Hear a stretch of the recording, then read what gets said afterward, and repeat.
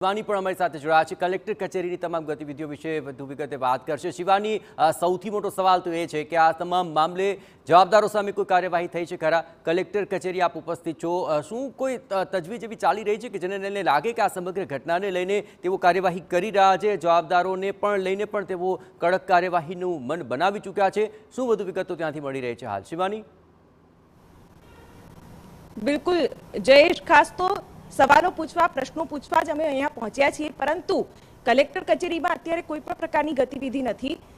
અને થોડી વાર પહેલા જ એસઆઈટીના વડા સુભાષ ત્રિવેદી સાથે જે પ્રકારે વાત થઈ તે પ્રકારે હાલ અહીંયા કોઈ પણ પ્રકારની ગતિવિધિ નથી દેખાઈ રહી। અને જે પણ કંઈ બ્રીફિંગ હશે કે કંઈ પણ આગળના પગલાં લેવાના હશે કે એક્શન પ્લાન હશે તે અંગે સીએમ જ જે તે સ્થાને એ અંગે બ્રીફિંગ કરશે, એ વિશે પણ માહિતી મળી રહી છે।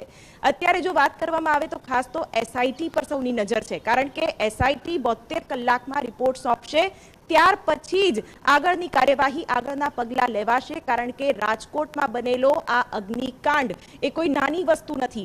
ગુજરાત આખું હચમચી ગયું છે, ગુજરાત આખામાં રોષ છે। ટીવી માધ્યમો જુઓ, સમાચાર પત્રો જુઓ કે સોશિયલ મીડિયા જુઓ, સવારથી એક જ બળાપો છે કે જવાબદારો સામે કાર્યવાહી થાય, આવી ઘટનાઓનું પુનરાવર્તન અટકે।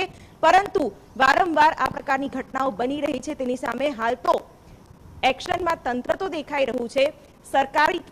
જે સરકારના નેતાઓ છે, સીએમ છે, એચએમ છે, એ લોકો પણ અત્યારે એક્શનમાં દેખાઈ રહ્યા છે, ઘટના સ્થળની નિરીક્ષણ કરવા। સૌથી મોટો સવાલ એ છે કે આ પ્રકારની ફાયર ઓનસી ને તેને લઈને જે ગતિવિધિઓ થવી હતી તે આખરે થઈ છે કે કેમ, તેને લઈને શું સામે આવી રહ્યો છે? કારણ કે આ સમગ્ર ગેમિંગ ઝોનમાં ફાયર એનઓસીને લઈને કોઈ અરજી પણ નહોતી કરવામાં આવી તેવી પણ વિગતો સામે આવી રહી છે। આ વાતમાં કેટલું તથ્ય છે અને તેને લઈને શું વિગતો મળી રહી છે? બિલકુલ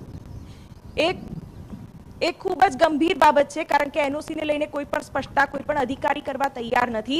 સાથે સાથે જો આટલો મોટો ઢાંચો, આટલું મોટું બાંધકામ ઊભું થઈ જાય છે તો શું કોઈ પણ સરકારના અધિકારીઓના ધ્યાનમાં નહીં આવ્યું હોય?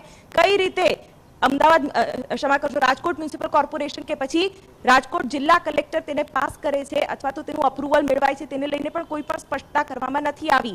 અને જે રીતે આખી ઘટનાને લઈને જોવામાં આવી રહ્યું છે તેને લઈને ફાયરના નિયમો પણ ક્યાંક પાડવામાં નથી આવ્યા। ફાયર એનઓસીને લઈને જે સવાલો ઉભા થયા છે, જે અસમંજસ ઊભી થઈ છે, જે અસ્પષ્ટ જવાબો મળી રહ્યા છે જયેશ, એ પણ ચોક્કસથી પ્રશ્નાર્થના દાયરામાં છે।